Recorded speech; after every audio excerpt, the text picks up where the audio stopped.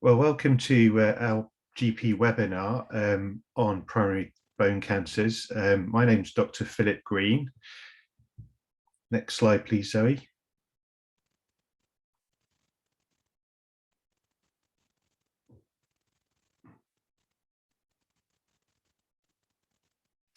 So just a little bit about me before we move into the main content of the webinar. I'm an osteosarcoma survivor. I'm a mid-thigh amputee, but I'm also a qualified GP and have practiced for probably now 25 years. I'm a former member of the NCRI sarcoma subgroup as a patient representative and also GP ambassador for the Bone Cancer Research Trust. I'm a GP trainer and primary care lead for the Leicester, Leicestershire and Rutland GP Training Hub. Next slide, please.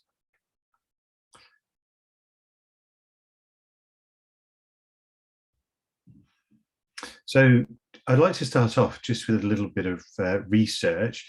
And this was a paper that was published in the British Journal of General Practice in 2016, which didn't look at primary bone cancers in their own right. It looked at all rare cancers, but it was important in the context of primary bone cancer.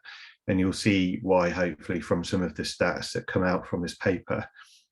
So what they looked at was 7,838 patients with 12 rare cancers, which included primary bone cancer.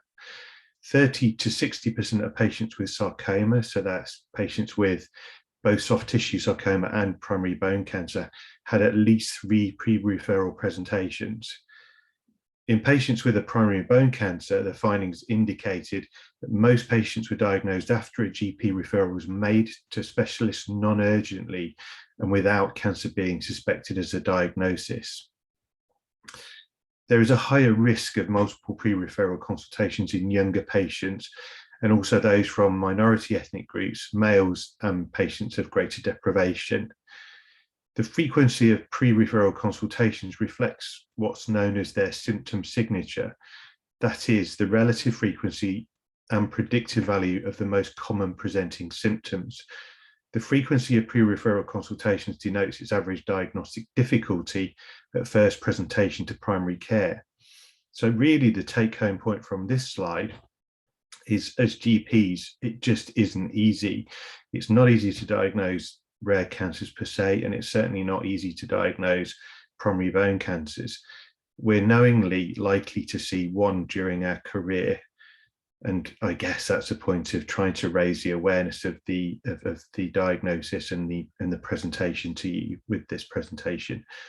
Next slide, please, Zoe. So some startling facts. It's estimated that a diagnosis of primary bone cancer is made every 10 minutes somewhere in the world. That equates to 670 cases of primary bone cancer diagnosed each year in the UK, that being 12 patients each week. Every year there are 360 deaths from primary bone cancer in the UK, and the 10-year survival is around about 55% overall, but that drops to around 30% in patients who present with metastases. And that's a statistic that's sadly not changed during the last 30 years. 34% of primary bone cancers occur in the lower limbs, but 14% occur in the head and neck. And that's something that we'll be focusing on during this presentation. And also it's a focus of the Bone Cancer Research Trust's education program for Bone Cancer Awareness Week. Next slide, please. So I'd like to just throw in a few startling statistics into the talk. As we've seen, primary bone cancer is considered to be a rare cancer, but all rare cancers as a group equate to about 50% of cancers as a whole. So rare cancers really, as a group, are not that rare, and we'll see lots of them during our career. That suggests that we ignore them at our peril. Primary bone cancers have the same UK incidence as a bacterial meningitis. And obviously we all know what the signs and symptoms of that is. And generally the diagnosis, although it's an acute situation, tends to be accurate and made much earlier. The rarer the cancer, the later the diagnosis. and thus the greater the jeopardy for both patient and doctor. Primary bone cancers are often a cancer of children, teenagers, and young adults, so a missed or delayed diagnosis means a significant number of life years lost potentially. That means that we need to have a high index of suspicion. And the figure that really bears that out is that on average, there are 8 GP attendances per diagnosis of primary bone cancer in the UK. And that puts us as being one of the worst countries in Europe for diagnosis. Another startling stat is that the average size of a primary bone cancer at the time of presentation is 10 to 11 centimeters, compared to the average size of a breast cancer, which is 2.1 centimeters. And sadly, 76% of primary bone cancers are misdiagnosed. Next slide, please, Zoe.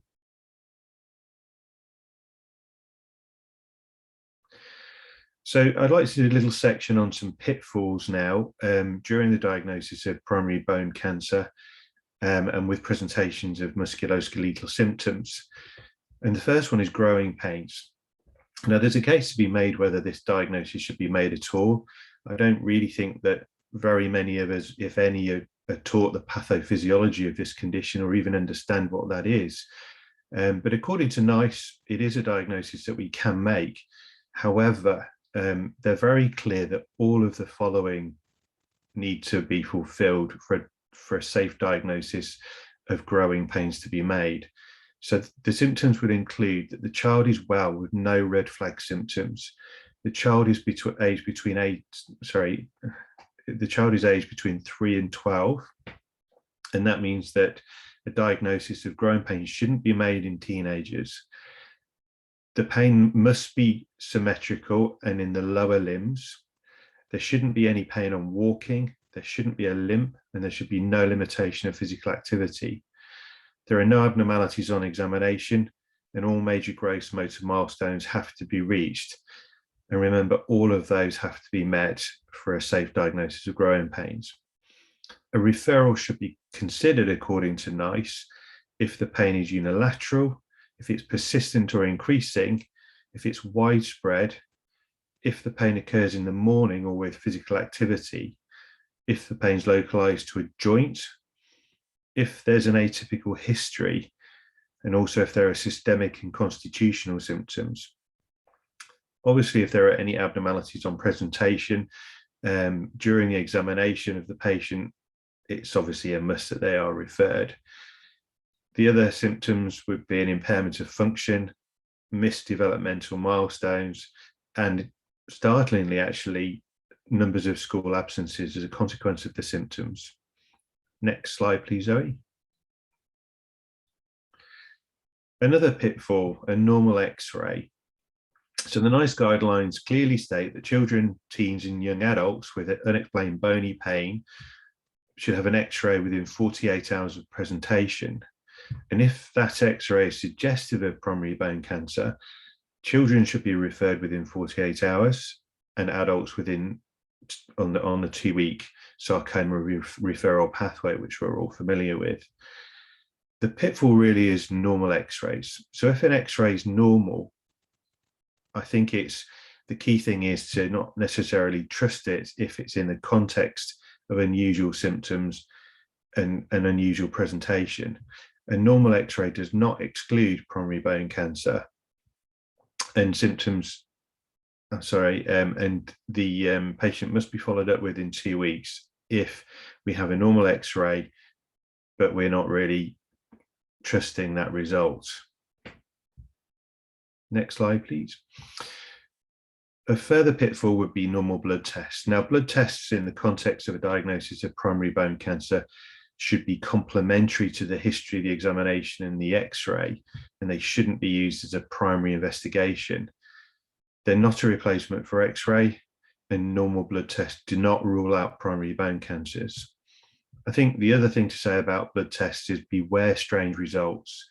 So we may all be familiar with the fact that an unexplained thrombocythemia in a patient results, if it's persistent, in a diagnosis of a cancer of any form within the following 12 months.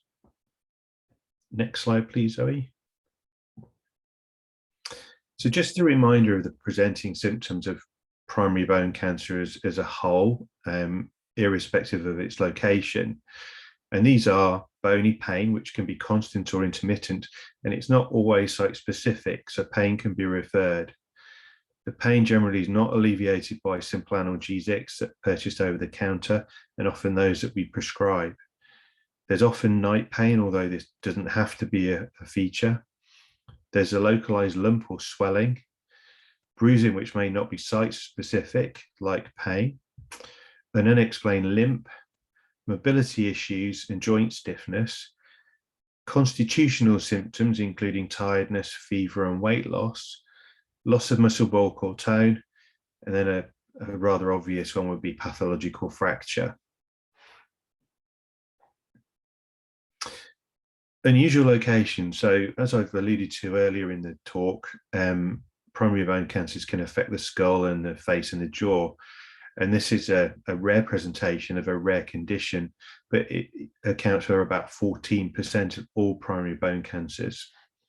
If suspected, a 2-week wait referral through the head and neck referral pathway should be made, and the case would be discussed at the MDT, and that could be either an orthopedic, an ENT, or a maxillofacial MDT, depending on the area of the country in which you work. Next slide, Zoe. So primary bone cancers of the skull and face. So a few key facts. These account for 10% of all primary bone cancers. They can occur at any age, but more commonly so in adults, which are different to the long bone primary bone cancers.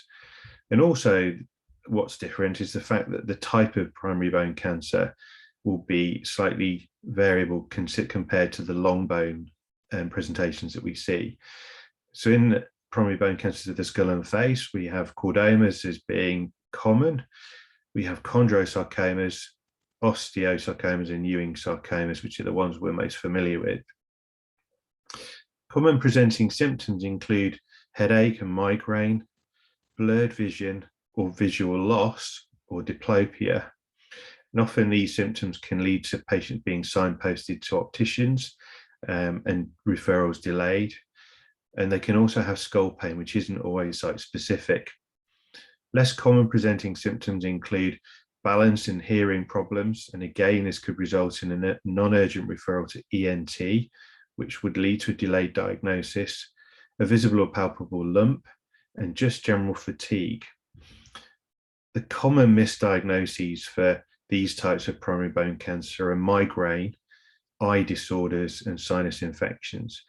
And obviously this highlights the fact that referrals can be made to the wrong specialties or be made non-urgently, leading to diagnostic delay. Next slide, please, Zoe. So primary bone cancers of the mandible, these account for only 4% of all primary bone cancers. And again, can occur at any age, but primarily more so in adults. There's no chordomas with the mandible, but the common presentations are of chondrosarcomas, osteosarcomas, and again, Ewing sarcomas. The common presenting symptoms of these include toothache or dental abscess, again, potentially resulting in patients being signposted to dentists, headache or migraine, unexplained tooth loss, and a painful or painless lump. Less common presenting features are bone pain and then the constitutional symptoms of weight loss and fatigue. And in these cancers, the most common misdiagnoses are abscesses and cysts of the jaw. Next slide, please. So just a short conclusion, really. I think for us as GPs, it's very much about safety netting as much as possible, trusting your sixth sense when you see these sorts of presentations, because they almost all will have something unusual about them that doesn't really quite fit and doesn't feel right. The take-home points really are that bone cancers are rare. We'll see at least one during our career, though, so an awareness of them is paramount. Early diagnosis makes a difference between life and death in the child. And obviously that's quite a significant thing to be saying as far as how it makes us feel as doctors if we were to miss a diagnosis, and also the impact on a child and their family. Beware of growing pains. Remember that NICE say that we can make that diagnosis, but all of the criteria that I've alluded to earlier must be met for a safe diagnosis of growing pains to be made. Don't always trust a normal X-ray report. Sometimes they're wrong. We know that's the case in lung cancer in about 20% of X-rays that are carried out, and the same applies to primary bone cancers. And also consider head and neck primary bone cancers in patients with unusual presentations in that region. I think there'll be some opportunity for questions, which we'll take and answer later on. But for now, that's everything from me.